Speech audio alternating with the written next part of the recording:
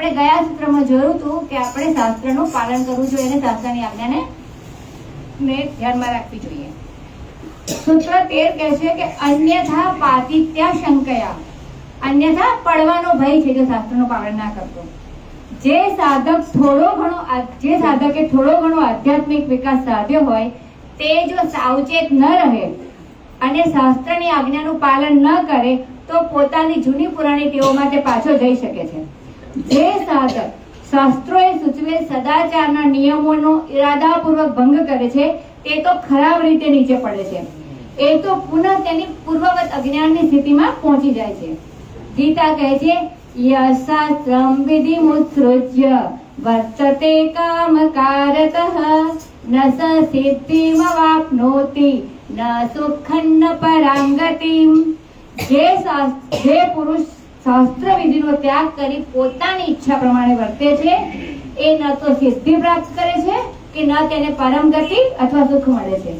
શાસ્ત્રોક્ત આજ્ઞાના અમલીકરણમાં તેના પ્રયોગમાં સમય અનુસાર અલબત્ત ફેરફાર થતો રહે છે.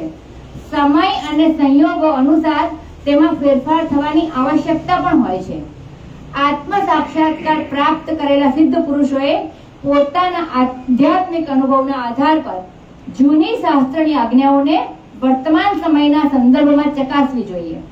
તેમાંથી અનાવશ્યક વસ્તુઓ બાદ કરી સાધકને માટે તેની ઉપયોગિતા તથા શક્તિને અનુરૂપ બનાવવી જોઈએ. આમ થાય તો જ શાસ્ત્ર રક્ષણ થઈ શકે. માયા મહાબળવાન છે. મોહ અને કામનાની શક્તિ અદ્ભુત છે. તેથી જ ભગવાન શ્રી કૃષ્ણ ગીતામાં કહે છે યતતો હ્યપી કૌંતેય પુરુષસ્ય વિપશ્ચિતઃ ઇન્દ્રિયાણિ પ્રમાથીની હરંતી પ્રસભમ મનઃ.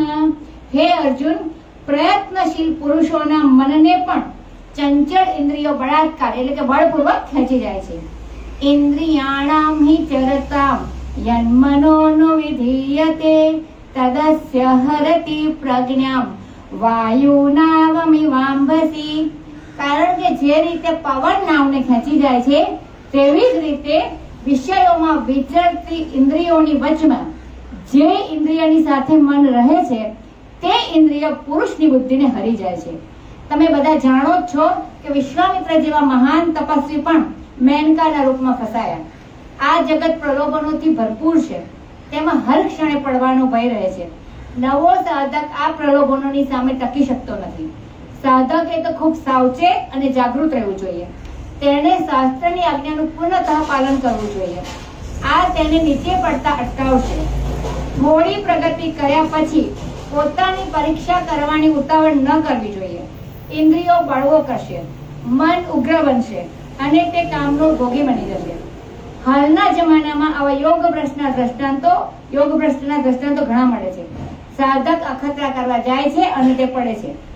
જૈમિની ઋષિની તેના ગુરુ વેદવ્યાસની પરીક્ષા લીધી હતી તેમણે. તે બ્રહ્મચર્યના પાલનમાં નિષ્ફળ નીવડ્યા.